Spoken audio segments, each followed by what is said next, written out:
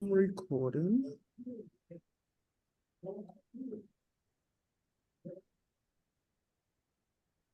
So, all right. So we want to welcome everyone to season 6 of Environmental Fridays. It is personal. And if you would like to see our bio, hold on 1 minute.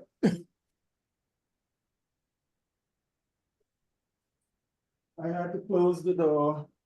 If you would like to see our schedule for the rest of this semester and the speakers' bios, you can either click on our link or use our QR code to get there. So this is our, it was just a little while ago we started February. We are at the end of February, and now we are talking about what's coming up in March. This is crazy. Time flying by really fast. It really is. It is. It is. Maybe So that's why you feel drained and edgy and it you're like could, you're in motion all day long. it could be. It could be. So we have 5 presentations, 5 episodes coming up in March, and you could see them here. Nice variety of topics. Um, in, Interestingly, we have a environmental reporter that's here with us, and in March, the first episode is going to be given to us by Alexis Young. I think she's out in Mississippi, and she'll be talking to us about some stories that she covers. Then our second, somebody needs to somebody needs to mute, somebody needs to mute. Yeah, somebody needs to mute. Then Mark Dorfman will talk to us about biomimicry chemical principles that could be used to make, to find fixes and solutions in the environment. Ralph Keelan will talk about the causes and consequences of greenhouse gases. Then we'll hear from Shadra Mahabir from Trinidad, talking about environmental innovation and entrepreneurship in the Caribbean. And then we'll go to Atlanta for urban gardening and soil contamination. So that's what's coming up starting next week, Friday. So today I have the honor, the privilege of having a co-host here with me. She was a previous guest speaker on Environmental Fridays about a year or so ago, I think. And her name here is Lydia Vanessa Fraser. She is executive director of the Howardville Community Betterment Committee in Missouri. And she has a very extensive portfolio. She does a lot of things. You can read all of them there, but I wanted to just ask Vanessa really quickly. Tell us something that you think is very interesting about you, very passionate about you, that maybe a lot of people don't know. I love people that I don't think love me. but but I continue to do what I do because I love what I do and it's beneficial. Wait. You said you love people who you know or you think doesn't love you? That I know and think. Really? That's Yes, I just because I love what I do and it's beneficial for everyone on the planet. okay. All I right. Very love them, good. but I give them their space. I And so see. is sometimes and a lot of times they finally see that it was for their benefit and they were wrong. So you give them their space so they can understand you Yeah. and things keep working. So that's my focus. Closed. Open all right. That sounds good. 14 participants. All right, guys. Somebody needs to mute.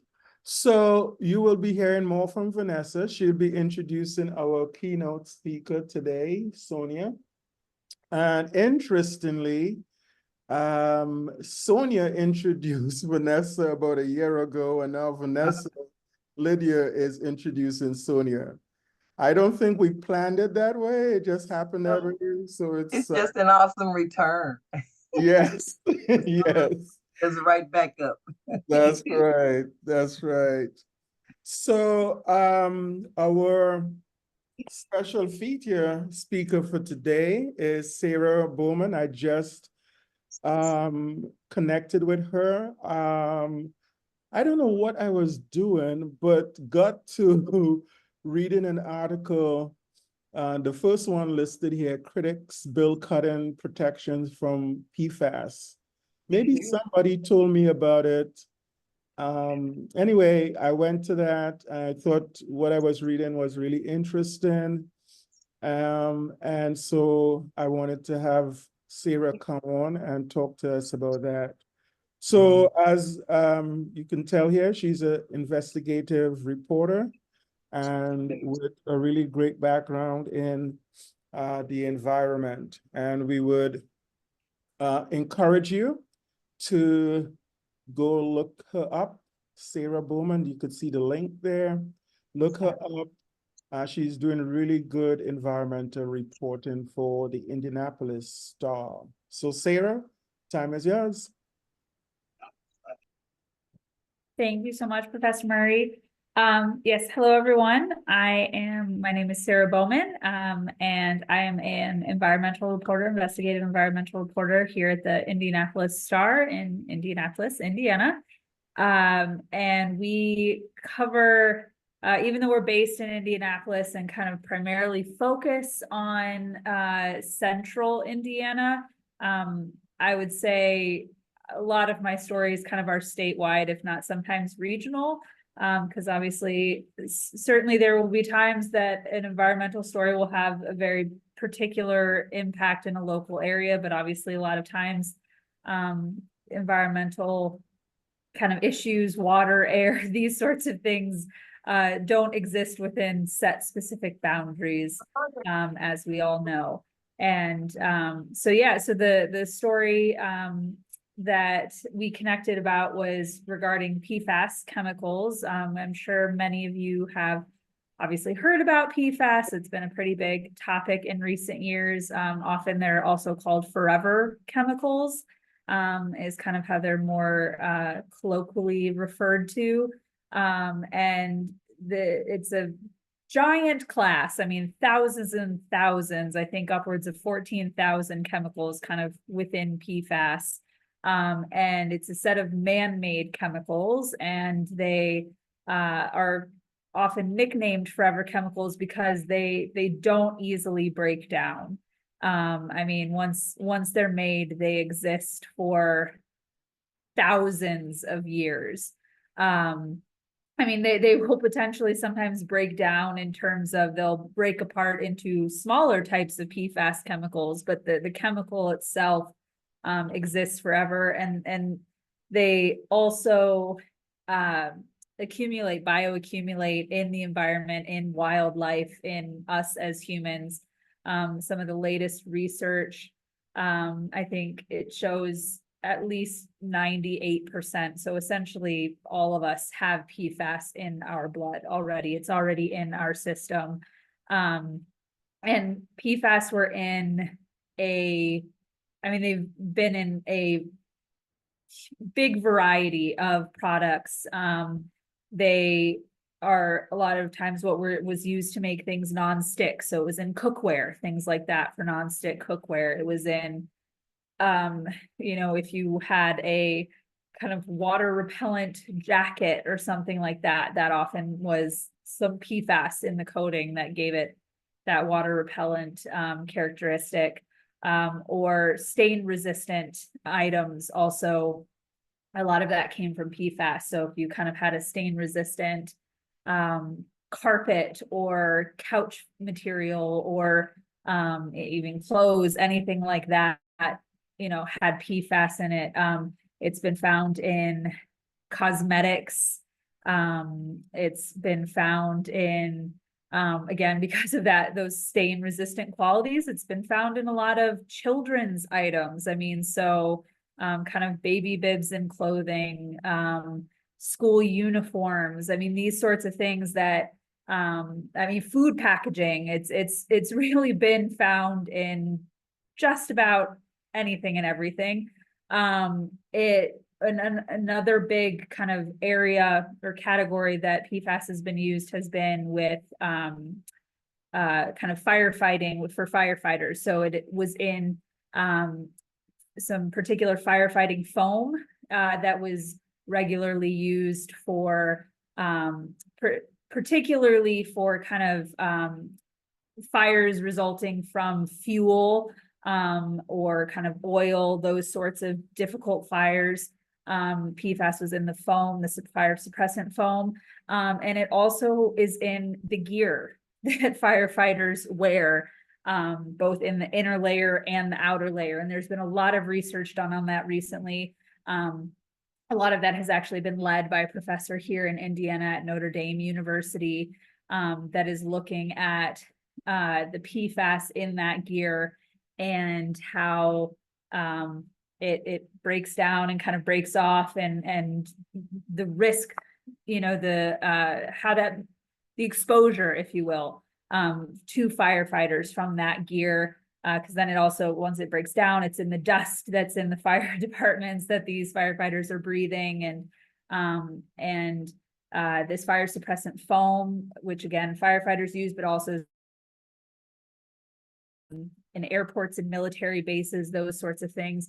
There's also been a lot of study and research done about how that foam then it kind of gets washed into you know, the water systems, and has been a lot of what is contaminated kind of drinking water in various cities and municipalities across the country, including we have several here in Indiana. So yeah, so PFAS, and I'm just like glossing over very high level some of the different things about PFAS and how you can be exposed to it. There has been a lot of action recently, understanding, and of course, obviously, I guess one of the things I forgot to mention are the potential health impacts of being exposed to PFAS. And it's been linked to health problems, including low birth weight, liver disease, various types of cancers. There's been some study about exposure to PFAS making other vaccines less effective once PFAS is in your body. So it definitely has some, you know, big potential, very harmful, potential harmful health effects. And so much of the research on this is still so new, and we've only studied such a small subset of this massive class of PFAS chemicals. And so we continue to learn more and more every day about them and how potentially harmful they are. Several of the professors I've spoken with have said, though, as that research continues, they've never met a good PFAS. Like they've never met one that, you know, is considered safe. And with that, there's been efforts recently at both federal and state levels to try and regulate PFAS more, kind of starting to recognize the dangers there. And there's obviously been a lot of work on finding PFAS alternatives. So there's a lot of good alternatives to PFAS chemicals now in some of these products. So there's been a big push both at that kind of the manufacturing side to transition to these other chemicals or these other, you know, alternatives. But then in conjunction, there's been efforts on the regulatory side to limit and restrict the use of both the production, the manufacture of PFAS and its use in various chemicals. And one of the ways that's been seen is at the federal level, EPA is currently in the midst, they've proposed some limits on the amount of PFAS that would be allowed in drinking water before, if it's detected above a certain limit, then the water utility would obviously have to take additional measures to get those PFAS levels down. And they're only looking at this right now for, again, a very small subset of PFAS chemicals. And they went a few years ago, EPA, when they kind of first started looking at PFAS, they had a health advisory limit. So it wasn't anything enforceable, but that health advisory limit was set at 70 parts per billion. And I believe I need to double check these numbers. I've got so many different numbers floating around in my head right now, but so a pretty high number in the grand scheme of things. And the limit that they're looking at right now is down to 4.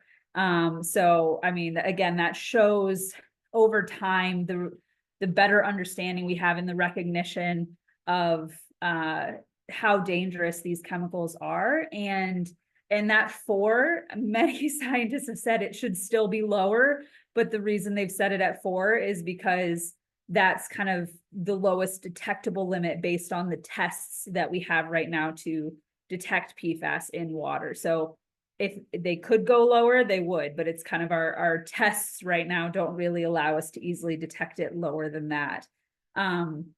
But so yeah, and a lot of states are also taking steps to limit PFAS in various products. And that is kind of where we come to Indiana and what Indiana has been doing in the story I wrote. We are taking a little bit of an opposite approach, what many would consider a step backwards. What I've heard from many is just very confusing, confounding approach. Perhaps comes as no surprise, at least to quite a few of the people I talk with in Indiana, because we're considered a very pro-business state, and we have a lot of manufacturing in Indiana. They're a very big presence and a very big influence when it comes to laws and rules being set within the state. And there's a bill that is proposed. We're currently in our legislative session, and there's a bill that's being considered right now that so far has had quite a bit of momentum behind it, that would change essentially the definition of PFAS in Indiana. So the definition that is widely accepted by scientists and essentially almost all other states and other countries would not be the definition that we use in Indiana. And this new definition would essentially carve out, from experts I've spoken to, it's close to maybe, or perhaps a little more than 5,000 PFAS chemicals within that huge class that we just in Indiana would no longer be considered PFAS. That doesn't really answer the question of what would they be considered, what would they be called, but they wouldn't be considered PFAS in Indiana. And the reason that this bill is being proposed is they're saying this is needed to protect essential uses of PFAS, because PFAS can also be found in things like some elements of pacemakers and some pharmaceuticals and things like that. And those are some products that right now there aren't currently some great alternatives. Again, work is continuing to be done to try and find alternatives, but those don't exist just yet. And so the proponents of this bill are saying, hey, we need this to protect these essential uses, because we don't want to regulate PFAS and then all of a sudden that impact, not being able to have pacemakers for people, these very important things, essential uses. And the way several other states have addressed this is when they've created a regulation for PFAS, they have carved out these essential uses, kind of saying this doesn't necessarily apply to XYZ product. And so that's why those who are opposed to this bill here in Indiana say, why aren't we taking that approach? Why are we redefining PFAS as a whole? Why don't we just carve out these specific uses? So this is kind of the debate that's happening here in Indiana, because the concern is that with this redefinition, this new definition of PFAS here in Indiana, not only will it capture these essential uses, but it will also capture many non-essential uses. So some of, for example, the clothing that is, PFAS that's in school uniforms and, things like that, that there are alternatives and these are not essential uses. These are some of the main ways that the vast majority of the population would be exposed to PFAS. And some of those would be captured in this new definition. I mean, again, the very chemicals or the very types of PFAS that have been found in the firefighter gear that Indiana has previously recognized pose a threat to firefighters and have taken some steps on would be captured in this new definition. So it's really kind of a departure with what we've done in the state previously and what other states are doing. And there's a big concern that if this passes here in Indiana, what kind of precedent will this set for some potentially other states that, again, are perhaps leaning a bit more conservative or more kind of pro-business, pro-manufacturing. Because essentially by not being defined PFAS anymore, any future regulations of PFAS would not apply to those chemicals. And kind of one of the easiest ways to think about it is, in any other state that we border, be it Michigan, Illinois, or just any other state in the country. But if you think about these ones that we border, where a product would have to say, this contains PFAS, or, this is, to let consumers know there is PFAS in this product, or there isn't PFAS because there is a requirement, there's a regulation that it not be there. You could cross the border, drive into Indiana, and that product now could be labeled PFAS free, even though anywhere else it would be considered having PFAS in it. And so it's just really potentially removing the ability of Indiana residents to understand what is in the products that they're using every day and make decisions based on that, and obviously potentially putting them at greater risk of being exposed to PFAS chemicals, where other places they're being more protective of their residents. So yeah, I guess I'll stop there. I'll wrap up there. Yeah, I'm happy to take any questions. Yeah, let's do that. I just wanted to really quickly make a comment because it makes absolutely no sense in terms of chemistry. Yes. The F in PFAS is for fluorine. The A in PFAS is for a carbon chain, an alkyl chain.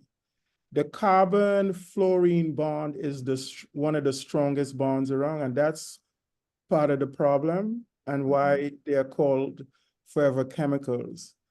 Changing names and labels is not going to change the composition or that bond, okay? I just wanted to insert that reality check from a chemist that this is absolutely crazy stuff. Yeah. Well, and I mean, we had several professors, chemists, scientists, who, like I said, we had this professor who's been leading the research on the firefighter gear from Notre Dame, a professor who's been leading research. I had him do a presentation for us. Graham Beasley. Yeah. Yep. Yeah, and I mean, they spoke at the committee hearings on this bill, kind of exactly saying what you just said of how ridiculous this is, how it doesn't make sense. And it just seemed to not register with our legislators. They were listening to the testimony of the American Chemistry Council, which, despite its name, is not actually a group of chemists or scientists, but rather is a trade manufacturing organization that represents chemical manufacturers and businesses. But that was kind of who they were taking as the experts who said this is needed. Yeah, they should still know better. Yeah. There's no excuse for this. Anyway, we're gonna have you back. Sounds great. And so thank you for that update. They're happening over in our next door state. I'm in Michigan. Yes. Desmond, I have a question. I have a question, Sarah. I have a question for Sarah. Good morning, Sarah. Good morning. I was excited to listen to your presentation because we currently have that issue here where I live, believe it or not, in the rural southeastern part of Missouri. One of the manufacturers in the community 12 miles south of me has been engaged in a lawsuit from at least 3 different law firms from Kansas City regarding PFAS. And they called a community meeting because of the people that had died exposed to that, and the people that had been fired or quit and are currently sick. And they were just going from one to the other, taking turns, the attorneys were. And it was over 6,000 people in this big, huge church. And we were sitting there just listening, and the guy started saying PFAS, PFAS, PFAS. And I'm looking around in the church and nobody has any type of emotions. And so finally I raised my hand and he called my, attention to it. And I introduced myself and told him that my work was environmental health and land reuse. And there are not very many environmental professions in this region, what we call the boot heel. So I'm not sure that your continued use of PFAS is affording the people here to know what you're talking about. It's because forever chemicals, Right. but it's not being mentioned to an audience who know nothing about or what you're speaking on. And so he looked at me and bucked his eyes and turned around and said, I'm gonna let attorney so-and-so take care of this. And when the guy came down and explained what it was and laid it out, just like you did, a roar went up all across the room. Yeah. I've done my part. I'm gonna sit back and see what's going to happen. But the presentation was powerful, and 2 counties are contaminated. Wells was found Yeah. on that property that was not on the map, and they've been there for decades. So Wow. we have to move forward though. We It's have just 10 o'clock. exciting. It's just We have exciting, to- and I really like that. Yeah, Yes. we Thank do. you very much. You're welcome. All right, thank you. So, all right, thanks. So next we are gonna have Vanessa Lydia. Could you go ahead and do a quick introduction of Sonya? Okay, good morning again, Sonya. I want to tell the audience just a little bit about you. I think they may have read it, but Sonya Gupta, she, her, hers, is a graduate student, G2, in regional studies at Harvard University. She majored in biological science and Russian studies and minored in sociology at the University of Illinois at Chicago. Her research focused improving health infrastructure, identifying medical deserts, and understanding the fundamental causes of disease to create a better public health initiatives. She's passionate about teaching and empowering students. Her career goal is to be a physician who improves health equity and pursues interdisciplinary research to combat public health issues. And without further ado, Sonya, take it away. Thank you so much for the very kind introduction. Hello, everyone. Good morning. Morning. Let me know if you guys can see my screen. Yes. Yes. Okay, perfect. So today I want to talk to you a little bit about some of the work that I've been doing in Chicago to understand Chicago's environmental health disparities and a project that I've been working on to help combat some of them. So, around 5 years ago, this was published in the Chicago Times. Chicago's lifespan. Streeterville residents live to 90. Englewood residents die at 60. Study finds it's the largest divide in the US. Mhm. I want to let that sink in for a second. 90 years old versus 60 years old. That's a 30-year life expectancy gap. That's over an entire generation. But what specifically is happening? Where does this lie for anyone who is not a Chicago resident who might not know? So right here, this beautiful map I have is the Chicago area divided based on census tract. That's the geographic granularity. And in this map, the darker the color, the lower the life expectancy, while the brighter the color, or the more yellow the color, the higher the life expectancy. And we can see that there's a general trend where on the southern parts of Chicago and the western parts of Chicago, we see lower life expectancy. And on the northern parts of Chicago, we see a higher life expectancy. The other thing that's really interesting about this work, and more work has been done after this, is that these communities are only 8.2 miles apart. And the 30-year life expectancy gap is one of the largest life expectancy gaps in the nation. Further, these life expectancy gaps are also heavily correlated with racial segregation in these communities, and also more surrounding and environmental variables such as fresh food, access to healthcare, social services, ability to access clean water and safe streets. And it really brings to light this idea that people who are born just a few miles apart can have very different prospects for life. In fact, in the article, there's this wonderful quote that says, "There's a saying that your zip code has as much to do with your health as your genetic code." And I think that it's stated like this that shines a light on a statement like that and bring it to life. And so as we go through this presentation today, I sort of want you to keep this in mind, this idea of zip codes and location being so important for your health that it's being equated to your genetics. So we saw this life expectancy gap between areas in Chicago, but when does a difference actually become a disparity? This occurs when these differences are associated with injustices as well, and that's the case here. Looking at life expectancy by race, something I was alluding to a few slides earlier, we see that on the map on the left-hand side of the screen, pink dots indicate individuals who are white, and then the yellow and blue and dark blue black dots indicate individuals who are from minority communities. And we see that there's a significant difference in population distribution within Chicago. And if we align this with what I was showing earlier in terms of the life expectancy gap, we start to see that this is actually perhaps an injustice. Further, I want to bring your attention to this economist graph on the right-hand side of the page that shows the average life expectancy in years. And once again, we do see this difference as well. So what specifically is feeding into this? We have this idea of racial disparities, but what other factors could be contributing to this huge life expectancy disparity? I was looking at a lot of data a few years ago to try to better understand this, and I came up with 4 major ways using public health data visualization and interpretation, 4 major factors.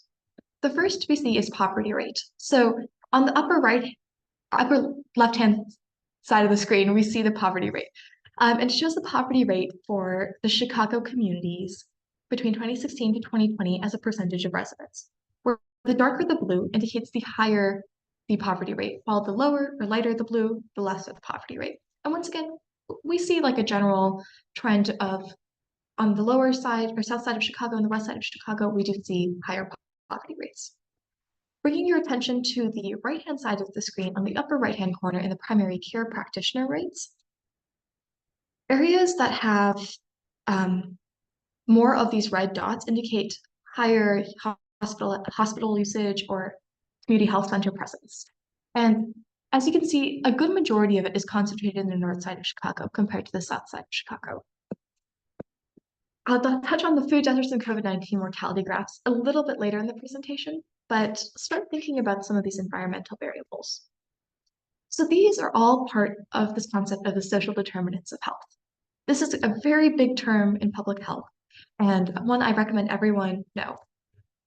The World Health Organization defines social determinants of health as the circumstances in which people are born, grow up, live, work, and age, and the systems put in place to deal with illness. These circumstances are in turn shaped by a wider set of forces: economic, social policies, and politics. So there's 5 major categories that they typically fall under. The first is education, access, and quality. Then we have healthcare and quality, neighborhood and built environment, social and community context, and economic stability. So for today's presentation, I'll be mostly talking about neighborhood and built environment and how this is sort of also tied into healthcare and quality as well. So let's start talking about the environmental stuff. This is a map of Chicago showing the particulate matter concentration in 2018.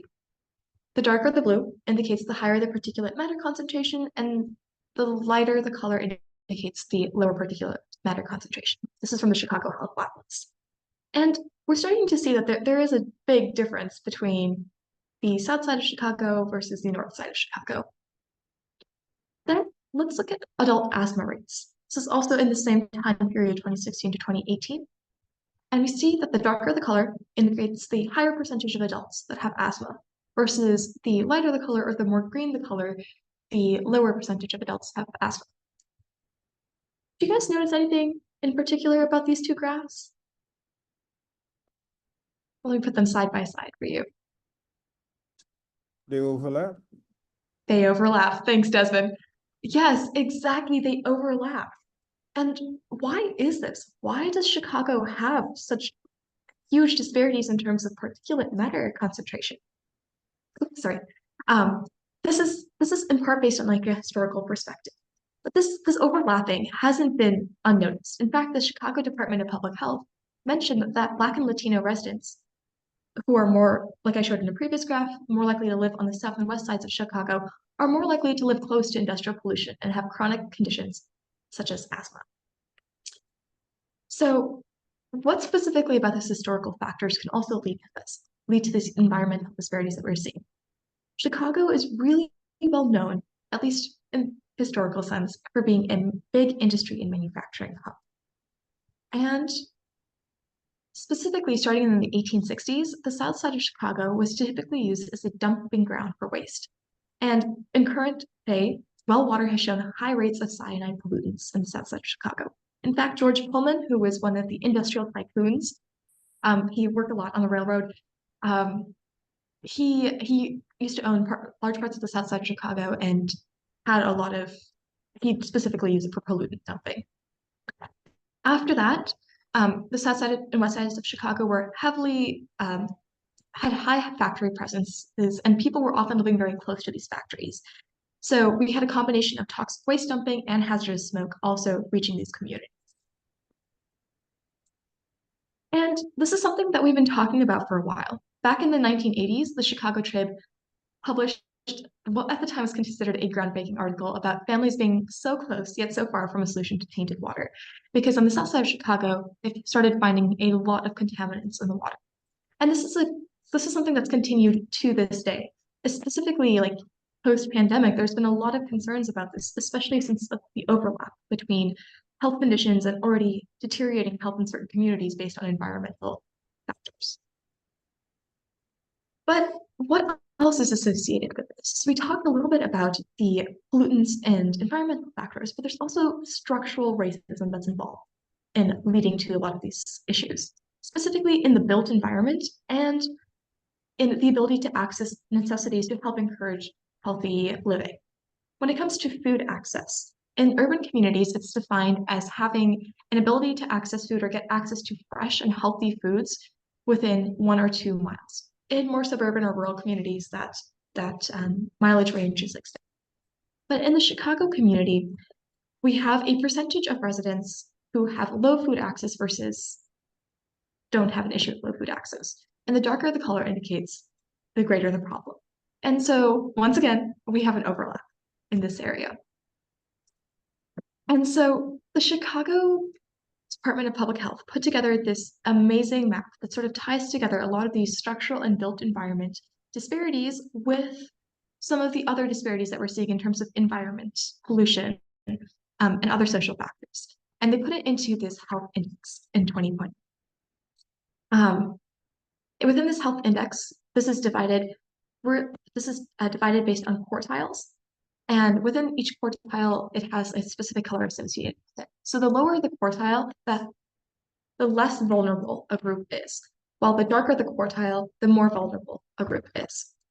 And so what we see is that, once again, overlapping in some of these areas, the more vulnerable communities are often on the west and south sides of Chicago. But 2020 was also a very interesting year in terms of health things occurring. I'm sure as many of you remember, we had the COVID-19 pandemic in 2020. And the COVID-19 pandemic has really brought light to the effects of this disparity, this environmental disparity, and this health disparity, and how it can take an unequal toll on a population. For example, looking at COVID-19 hospitalization rates in 2020, we see that this is given a rate per 100,000 people in the population, where a darker color indicates a greater hospitalization rate, while a lighter color indicates a lower hospitalization rate. The greatest COVID-19 hospitalization rates were occurring in Burnside, West Englewood, and Fuller Park community areas. And so that's South Side and West Side of Chicago. And these community areas are known for having high percentages of marginalized populations, high poverty levels, and greater environmental factors, like some of the factors I showed before. Once again, when it comes to mortality, we see a very similar trend in terms of COVID-19 mortality rates. The darker the color, the greater the mortality rates. And we see this occurring in North Park, West Englewood, and Roseland community areas. If you remember from my very first slide about Chicago's life expectancy gap, the community area that was mentioned as having the lowest life expectancy gap is Englewood. And Englewood is consistently showing up in all of these graphs and maps as being one of the areas with the largest mortality, the largest environmental disparities within the area. So once again, looking at vaccination rates of COVID-19, we do see a similar trend in terms of lower COVID-19 vaccination rates. I do want to emphasize that this map was before they deployed initiatives that were not based on built health environment and infrastructure in a community. So this is going to a community health center to receive a vaccination.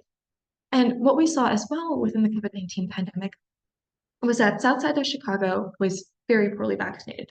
This was for a variety of reasons, but at this point in time, a couple of studies have pointed to this being due to the lack of health infrastructure available in the South Side of Chicago compared to the North Side of Chicago. I do want to mention that the data in this does overcount in this area of Chicago specifically, which is because it's not possible to vaccinate 134% of your residents. It's because this is where the main business district is in Chicago, and they had double counted people by accident in this data set, but everything else should be accurate. And so once again, if we compare mortality, hospitalization rates, and death rates, and vaccination rates, we see a huge overlap between these areas. Further, let's think about this from a biological perspective.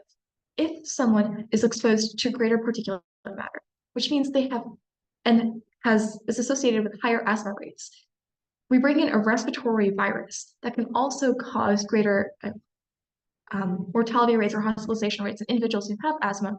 We're once again causing greater harm in certain communities. So what can we really be doing about this? There's a lot that's happening. This has been a big question in Chicago, especially post-pandemic and during the pandemic. And if you Google online or ask individuals, they often have a myriad of these various answers. You can do research and data collection, you can work on policy change, community engagement, help with these health impact assessments and increasing education and awareness, creating access to health infrastructure, green infrastructure, working on transportation equity to reach these community health areas, or even focus on energy justice. But I was an undergrad in Chicago at this time, and even though I was hearing all of these things, I didn't really know what it meant to do it. How do I actually go about doing some of these things? How do I go about making some change? And so at that time, one of my mentors and I developed a project with another student, and at the time it was called Mapping Chicago, but now it's called Geo Advocates. And so Geo Advocates really aims to identify and solve 3 of these major issues. Getting more awareness for these major health disparities that are caused by these environmental factors, because there's not a lot of awareness about this in Chicago. Increasing access to tools to actually bring about change, because even if community members know about these disparities, many of them don't know where to start, myself included. And also address the lack of GIS awareness and data literacy.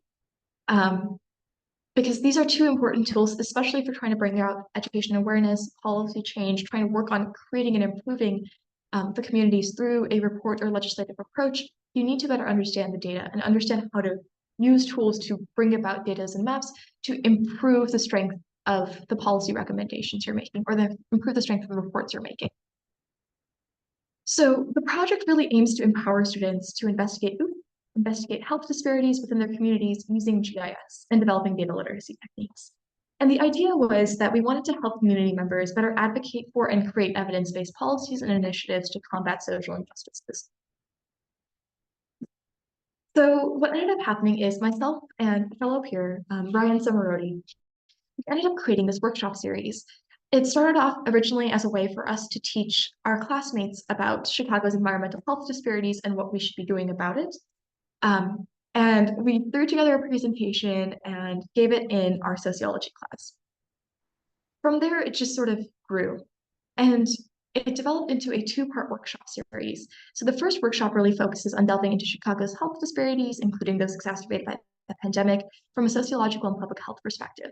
Specifically, we also focused on environmental health disparities, because that is one of the most important things that we can start working towards and affecting in the present day. And then the second workshop focused on how to generate and interpret maps from publicly available health data. This was really important because during the pandemic, a lot of maps were being thrown around without, with conclusions that were being made from them that should not have been made from them based on limitations from the data. And so what we did is that we wanted to also check the effectiveness of our workshop series. So we administered a survey before, in the middle, and after our workshop series to see how effective our workshop series was. And these are some pictures of us teaching it in the community and in our school environments. And one of the fundamental tenets of what we did in this program, and what I highly recommend to anyone who's interested in doing any community engagement work, is really, in terms of an educational approach, is really focusing on the near peer and peer mentoring model.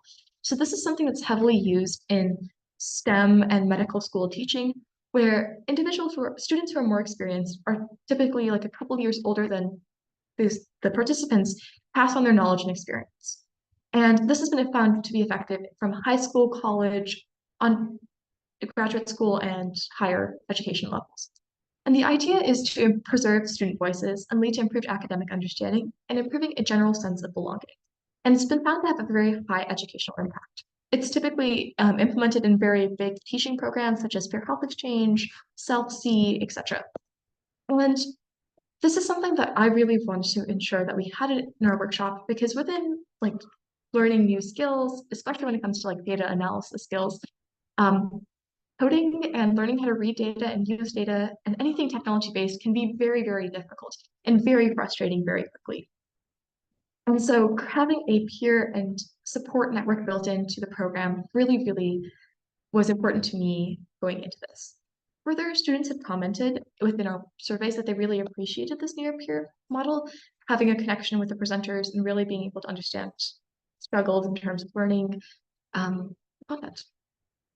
And so what did we find from our project? We found we administered a survey, and the survey had a Likert scale as part of it, meaning it had 7-point options where individuals were asked how strongly they agree or disagree with a statement.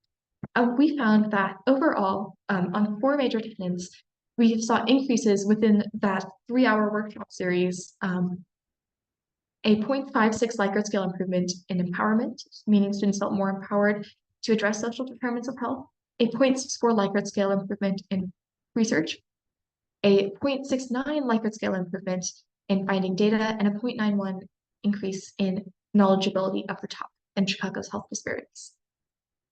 Further, in terms of data literacy, which is often defined as the ability for an individual to read, understand, and utilize data in different ways, and it's just a very important and integral part of solving real-world problems, and it's considered a life skill in the current day. We found that there were significant Likert scale increases in this as well, specifically a 2-point Likert scale increase in the ability to construct and interpret a single variable map, a 1.74 Likert scale increase in the ability to understand and analyze mapping trends, and a 1.9 point Likert scale increase in understanding multiple variables on a map and how they interact, and what this means, what conclusions can be drawn from this, and the ability to even construct this as well.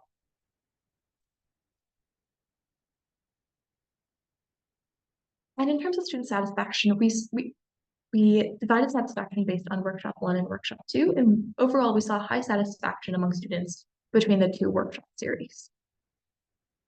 And this was from our very preliminary data, but we also got student testimonials for this. And we found overall that students, especially students who were interested in health, medicine, or community engagement or public service, found these workshops very helpful and actually have gone on to create really, really amazing projects. Part of this workshop series, and the idea behind this project for me, was to expand and amplify the impact one can have. Instead of just one individual working towards a problem, educating the youth and the larger community as a whole, teaching them about what's been going on and having them work towards also this larger idea. And so we've seen some really great projects. A dentistry student has actually been working to visualize mental health disparities and has been working with a mobile health clinic to better reach populations to improve dental health access. Another student that's not listed on this slide has actually gone on to work with the Chicago Department of Public Health to bring in some of these environmental variables and consider these environmental variables and create workshops within communities to help bring about advocacy and awareness for it. And so in conclusion of our workshop series, we really, in my opinion, data literacy is one of the most important things when it comes about making change in this aspect. It's really, according to the Data Pop Alliance, it's a reinvention of community engagement and empowerment. And overall, our workshop has had really great impact. I think it's helped in terms of understanding health disparities in neighboring communities, understanding the social determinants of health and fundamental causes of disease, really working on improving and increasing student empowerment to address these disparities, and working on improving data literacy as well. And so here are some more pictures from different workshop series that we did. In fact, we did some workshop series as well with like the Chicago Department of Public Health, a couple of public health schools within the Chicagoland area, and we've been expanding access right now. Currently, I'm teaching this workshop in Boston, and I'm going out to teach this workshop as well in New Mexico in the coming months. And the main takeaways that I would say, if anyone's interested in creating a program to really work on improving education and understanding of this, is to focus on this near peer and peer mentoring model. Really focus on engagement as well within these workshops. It's really easy to become a lecturer, but if you have an engagement aspect, have a discussion and hands-on activities within it, it seems to really improve retention of information. And lastly, reinvent this idea of community engagement and the role that the community can have in making change. Oftentimes in research and in medicine, it's a very top-down approach where it's a public health official coming up with an idea or an academic coming up with an idea and then bringing this idea to the community. Rather, why don't we flip that model? Give the community members the tools and abilities and space to really access and work on these issues and have it from a bottom-up and top-down approach to make it more effective. And in terms of larger impact as well, I don't have it on this slide, but our workshop actually has gotten the attention of the Clinton Foundation, and we were part of the Clinton Foundation Global Initiative, and we're currently working with them to convert this into an online workshop series to make sure there's access to this on an international scale.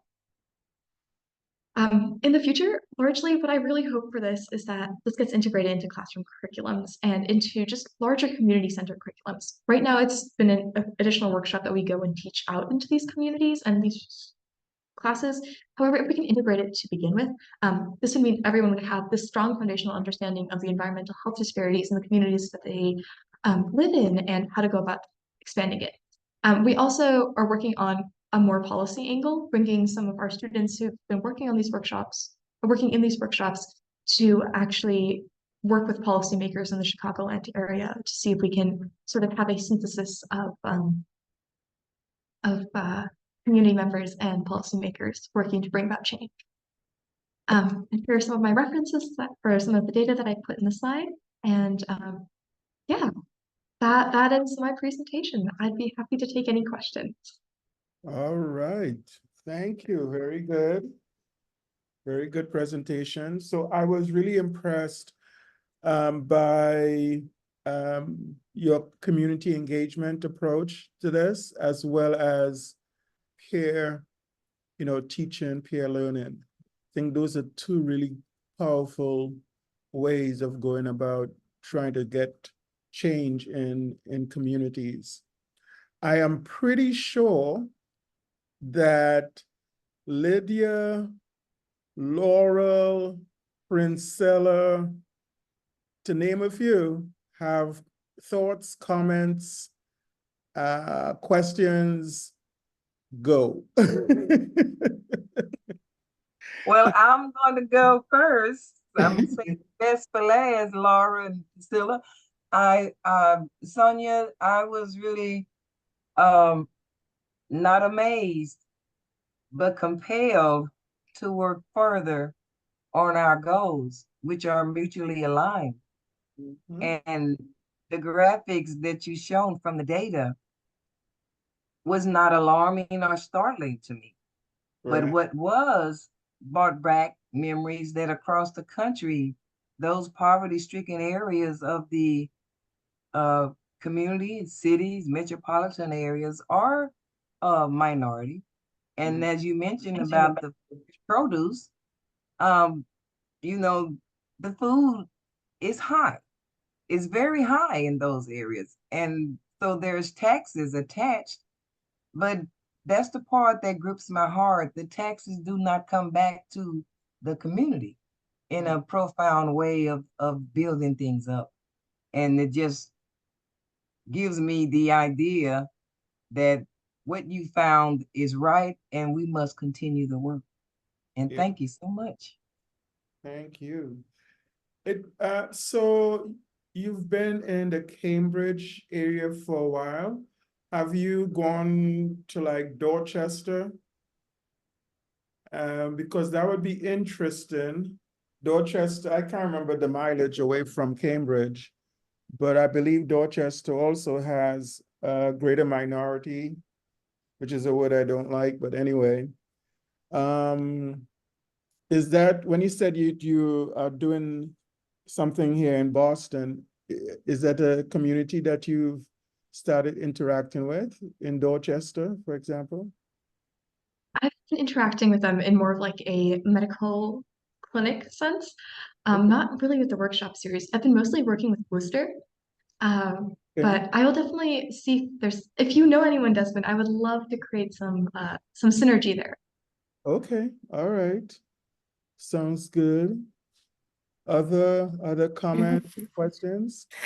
Yeah, so we use something called Maps of Inequality in Cook County in the Chicago, which encompasses, I think, 175 municipalities, including Chicago.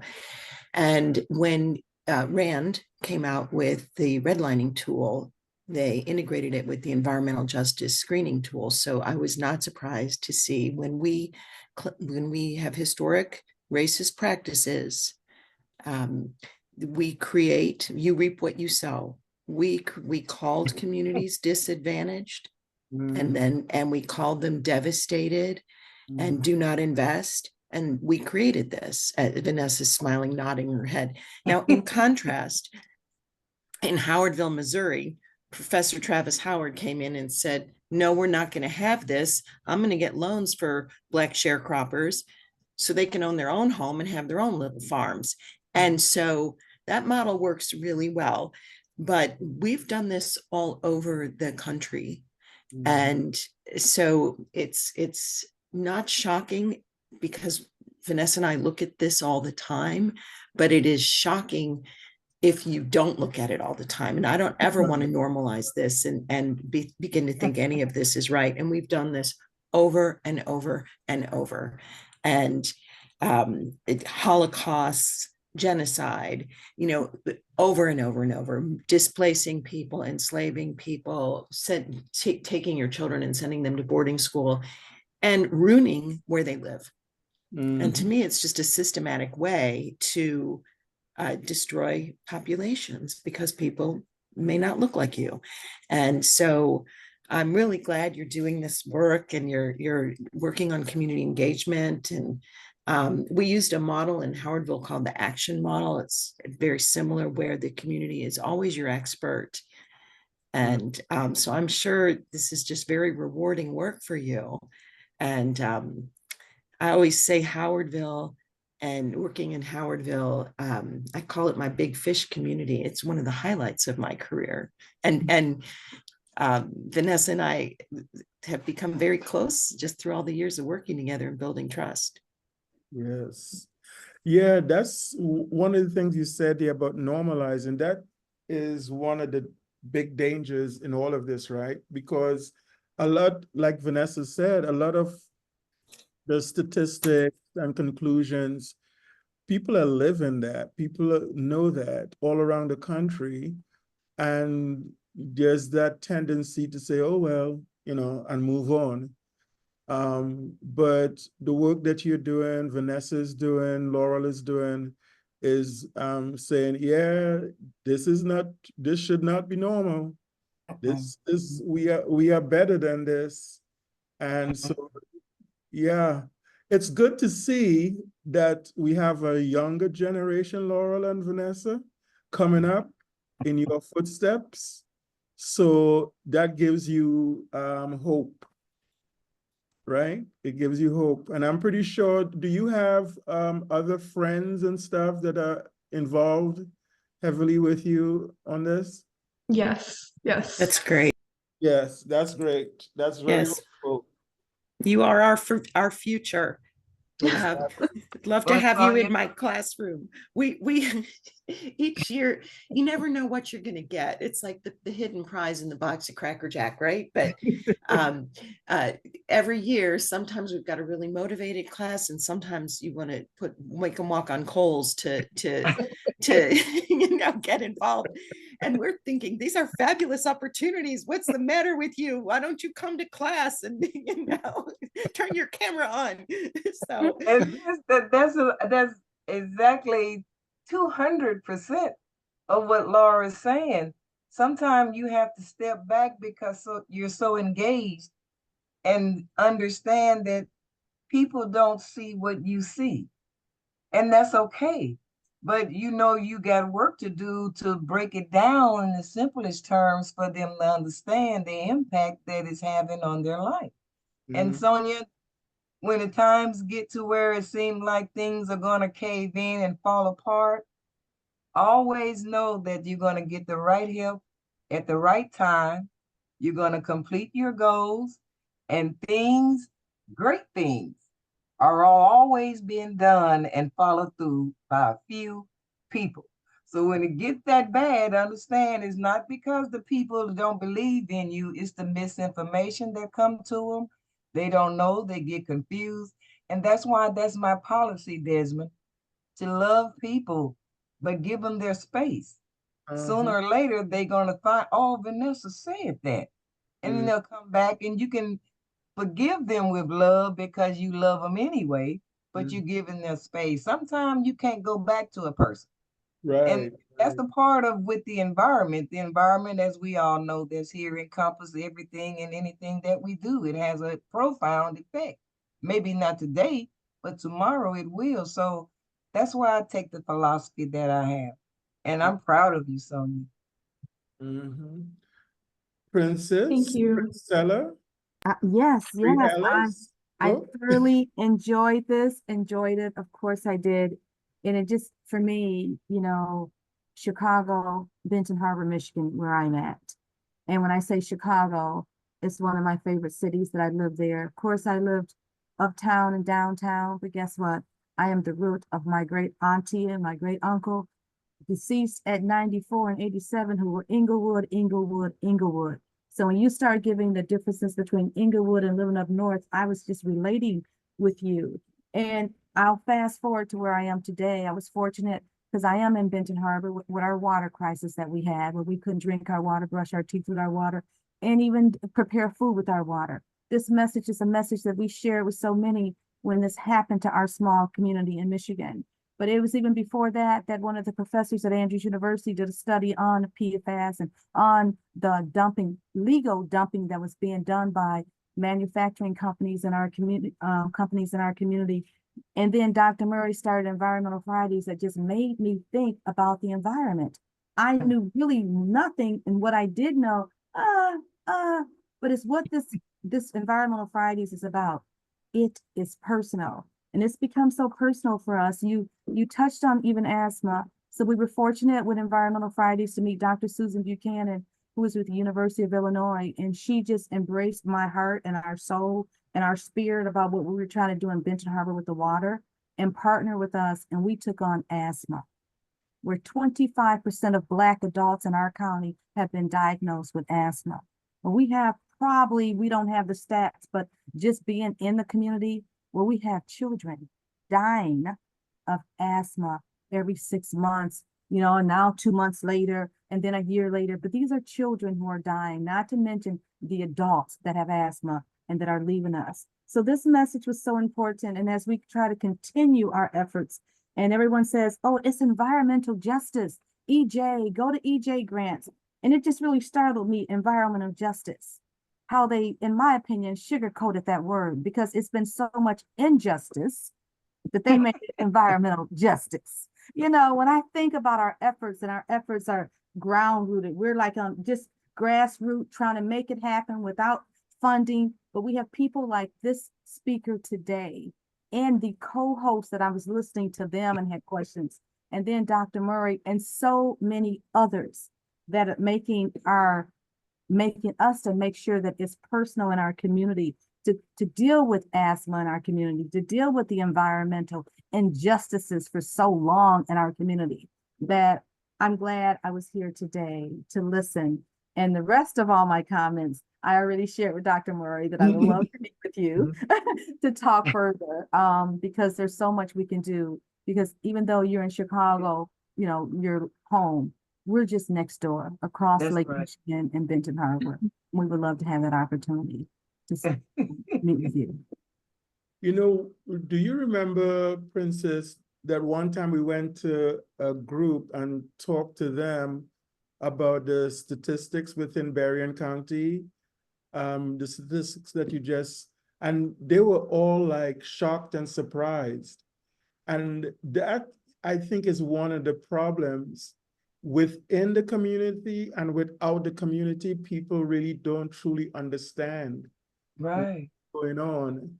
And so this work of even just bringing awareness and education, we want to follow it up, of course, with action, but Yes. the awareness level about some of these things that are happening to people and around people, people don't know. I mean, these were professional persons, persons who have longevity within the community, and they were shocked to hear these statistics. Mhm. And one of the main questions, even with asthma, how did that happen? Everybody wants to know how. Yeah. Well, we need to come with the hows, because they need to understand how this has been going on far too long. And but we come with what we now have. So two things, twofold, and Desmond, you can share with her, and I want to share with the audience that this is our anniversary this month, 22 years owning our newspaper in Benton Harbor. And we started years ago with our science page and environmental page. And I want to open that up to each and every one of you on here. If you have information and stories and articles that you know about, to help embrace and enhance our environmental page, so that people start becoming more educated about our environment, because it is personal. And then Desmond started the side page. What is it? Side tales?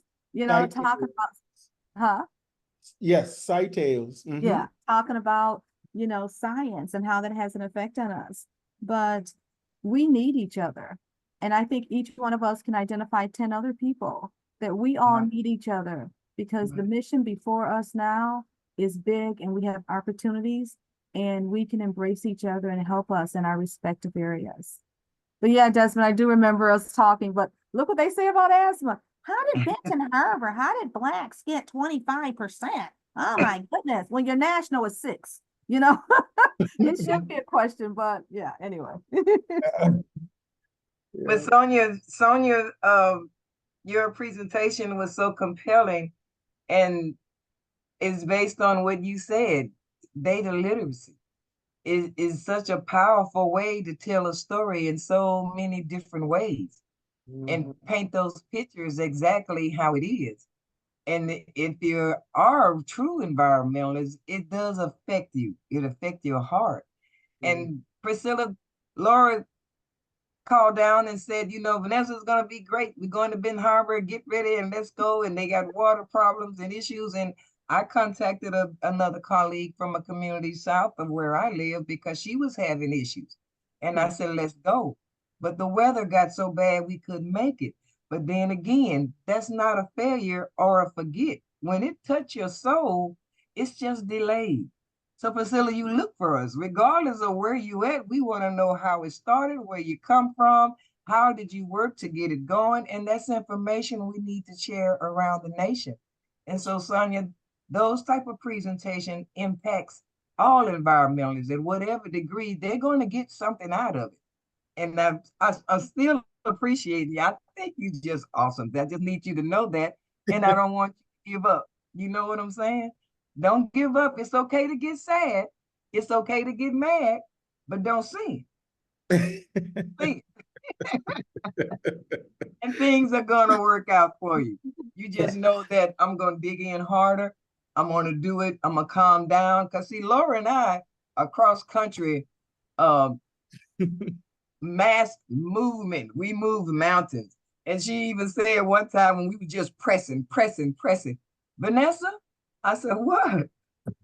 We need to start thinking about the orange suits that we're going to be wearing pretty soon. And she just cracks me up all the time. And I said, well, I said, we may need to think about Illinois or Missouri. Which action can we take that we'll get the less time? And so we laughed about that. How big is the fine that you're going to have to pay? So sometimes you do have to yourself, but then when you laugh it off, you think better because the pressure is gone. So you're going to come across things like that, but you got Desmond to contact your team. You got an army of people that has your back. And so just take your time and get it going. I appreciate you. Laura, And Laura, do you have something? yes, so Vanessa, you're not off the hook. We have another event in Benton Harbor. Ms. Mary Alice Adams and I will begin having monthly calls to plan a second training. The first one was in communication of risks. This one will be tailored to Benton Harbor, and it will be on the evaluation of environmental and health risks. And we will try to bring in that Doug Coop from the state to talk about specific brownfields projects in Benton Harbor, and also have kind of reference table so that people can learn how to get funding and get in front of funders and learn about different funding resources. So it's all about, as Mary Alice says, building the capacity of the community. So, you know, Vanessa, you should probably, if you have travel funding, come in, train. We're going to do a big training. We're going to do part of it virtually, and then 4 hours live, because 8 hours is a long time, and then wrap up with at least 1 or 2 other virtual sessions, and people will earn 8 continuing education units and certificates. So what date said, Laura? Has it been scheduled? We don't know yet, but we're thinking May, because it shouldn't snow in May. Last time we did something in March and it snowed. So you know, sometimes when it's something that I urgently want to attend and be a part of, and it comes up so quickly, I spend my own funds to get there. And get is you know, to me, the grant will go away. But I want to be able to continue to function. So you have to give of yourself and your own resources sometimes. It's not always about gaining. Our job in the environment is about giving. I understand. I really do. I need to know as soon as possible when that date. You guys talk about that. Huh? Let's just stay focused on environmental So, finance. Mary Alice, do you have any thoughts, questions, comments? You know, I just hate that I be so busy, but the conversations that you all are engaging in are so important that I might find myself from one room to the other, which is why you see 2 names. I got technology going here. I don't want to miss anything. Okay. But I just appreciate you so much for this environmental Fridays and the important things that you are engaging in, that gives me an opportunity to see what I'm working on, to see how I can make a difference in the community. And working closely with Priscilla, you know, she be on me. She makes sure that I'm here. She sends me those reminders, and I appreciate it more than I think she know. Actually, I appreciate you all. Thank you for the marvelous work that you're doing around the planet. If we've made some of this mess, then it's our job to fix it for the That's right. generation behind us, that they may enjoy some of it. Thank you. Yes. That's right. Mary Alice, you and Priscilla are the dynamic duo. And as Laura tells All me right. sometimes, that Vanessa, I'll you and take Bear, you guys are the glue. So you guys are the glue. And Mary Alice, don't forget to press Laura and Priscilla. And since Priscilla is on you, and give me a date. We need to get there. It's just delayed, but we don't want to be denied. Definitely. So, Sonya, you've been hearing all of the excitement you caused here today. Do you have any final words? We want to go ahead and wrap up. I Any just want to final say thoughts? thank you so much, everyone, for being so receptive. And I love to hear all this energy because it's exactly what we need, like you all are mentioning. It's this energy, this passion for it that is so important. And I'm just so grateful for all of you being here today. And I can't wait to see what comes next. All right. Thank you, everyone, so much. I hope you have a wonderful rest of your day. All right, you, Sonya. very good. Jasmine, there's Thank one you. thing though for Sonya. I would like to know more information. I know she gave us her contact information about her workshops. I think what Yes. she joined, what she presented to us today was so powerful. But Vanessa's right. It's that data that we got to start looking at. And that's going to help tell the story too. But how can we get you involved in our local communities? Okay. It's a great question. I would love to get involved. If you want to send me an email, I'll put my email in the chat as well. And I have your contacts too. Perfect. So you can also ask Desmond for my contact, but I would love to get involved, whether that's like coming out to teach the workshop or teaching you the workshop that you can teach others. But the idea is, for me, it's really important that this workshop gets like people learn about this, learn about the data, learn how to use the data because it's so important to get funding. This data it really adds an evidence-based aspect to it that can help push policy, push initiatives, and also help really increase and improve grants as well. So I would love to help in the grants aspect as well, but also on a community level. I think it really makes a difference being able to provide help develop a skill of data literacy, but also provide an understanding of what's going on in the communities and get people engaged, get people to have that spark. And so then, it might be right away, it might be like a year or 2 years later, they come back with this great idea. They can reach out and want to do something with it. So I'm happy to help and would love to connect with all of you, and whether that's via email or if you want to reach out to Desmond and he can send me your email. But I'd love to get involved and help share my workshop or find a way to best help you, because I think at the end of the day, combining the power of of the data with our passion for the topic will really help make such a powerful, beautiful, positive change and really strengthen our initiatives going forward. All right. Thank you. Thank you. And so Sonya Gupta has the last word. Thank you so very much, Sonya. Thank you so very much, Vanessa, Lydia. Thank you, Laurel, Mary Alice, Princella, everyone on call here.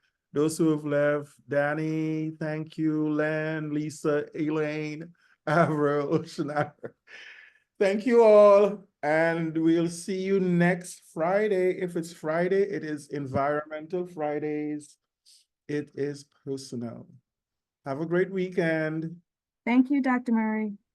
All right, take care. Bye-bye. Thank you. Stay safe, everyone. All right, you too.